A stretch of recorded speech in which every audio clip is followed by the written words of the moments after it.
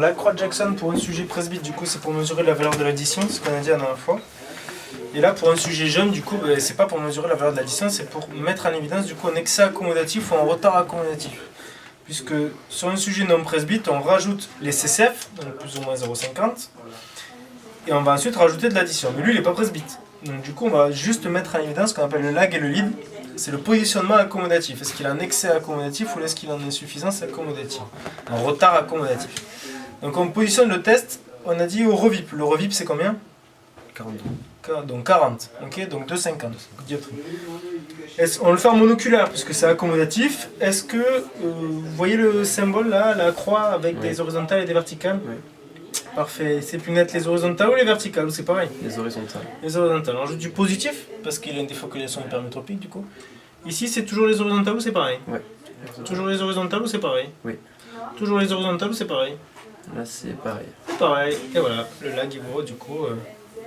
La valeur de sphère que tu as rajouté, ça veut dire qu'on a rajouté 3 sphères, donc 0,75. Et ça c'est anatomiquement normal, c'est physiologique. 0,75 ça marche. Ouais, 0,75 c'est normal. Ok.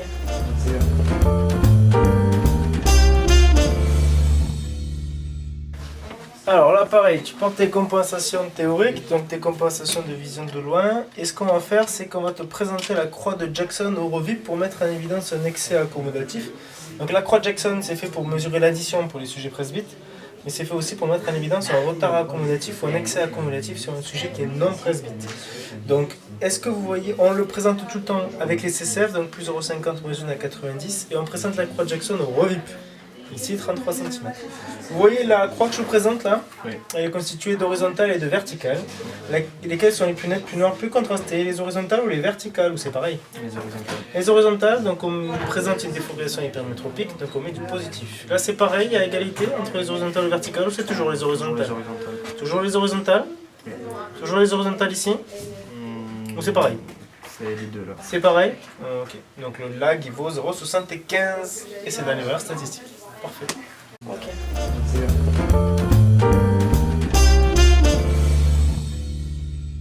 Il y a mis la croix de Jackson.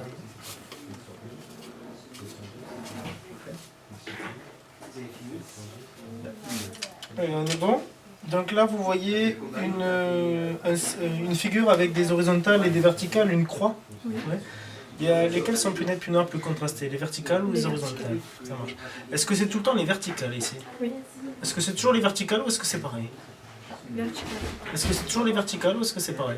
Oui, toujours vertical. Est-ce que c'est toujours les verticales ou est-ce que c'est pareil? Ah, là, ça vient de changer, c'est les horizontales. Là c'est les horizontales, ça marche. Merci.